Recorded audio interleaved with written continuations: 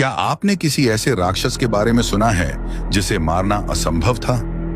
एक ऐसा साया जिसका खून ही उसकी सबसे महान शक्ति थी। आज कहानी उस असुर की जिसने मौत की परिभाषा ही बदल दी। कल्पना कीजिए एक ऐसे युद्ध की जहां दुश्मन को मारना उसे और भी बलवान बना देता था। यह गाथा है महाविनाशकारी रक्तबीज की। हजारों साल पहले जब संसार में खुशहाली थी, धरती पर किसी भी संकट का कोई साया नहीं था। देवता निश्चिंत होकर स्वर्ग पर राज कर रहे थे। तब घने जंगलों के बीच रक्तबीज बिना अन्न और जल के ब्रह्मा जी की घोर तपस्या में लीन था। उसकी तपस्या इतनी कठिन थी कि धरती फटने लगी और अग्नि की लपटें आकाश को छूने लगी। जब ब्रह्मा जी प्रकट हुए तो रक्तबीज ने उनसे एक ऐसा वरदान मांगा जिसने नियति को मूल से हिलाकर रख दिया। उसने कहा, हे प्रभु, मुझे ऐसा वरदान दें कि यदि युद्ध के मैदान में मेरे शरीर से रक्त की एक भी बूंद धरती पर गिरेगी तो उस हर एक बूंद से मेरे जैसा ही एक और शक्तिशाली और जीवित रक्तबीज पैदा हो जाएगा। ब्रह्मा जी ने थास्तु कह दिया।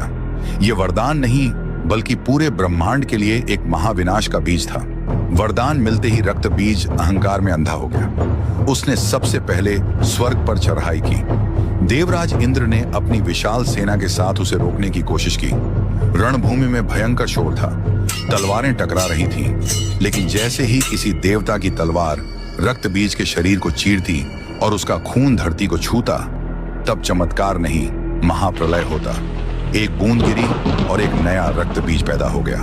दूसरी बूंद गिरी और एक और। देखते ही देखते मैदान अब शवों से नहीं बल्कि जीवित राक्षसों की सेना से भर गया था। देवता बेबस थे। वे जितना संग्राम करते, शत्रु की संख्या उतनी ही बढ़ती जाती।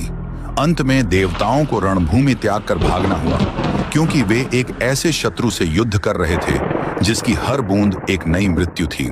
जब तीनों लोकों में हाहाकार मच गया, तब महादेव और श्री विष्णु के तेज से एक ऐसी महाशक्ति का उदय हुआ जिसकी एक गर्जना से दिशाएं गूंज उठी। एक ऐसी देवी जिसकी आंखों में प्रलय की ज्वाला थी और जो रक्त पीने के लिए व्याकुल थी। आखिर कौन थी वो भयानक शक्ति, और क्या वो इस कभी न खत्म होने वाले रक्तबीज का अंत कर पाई? इस विनाशकारी युद्ध का अंत देखने के लिए तैयार हो जाइए भाग 2 के लिए। अभी जुड़े हमारे साथ, क्योंकि अंत आपकी कल्पना से भी ज्यादा डरावना है।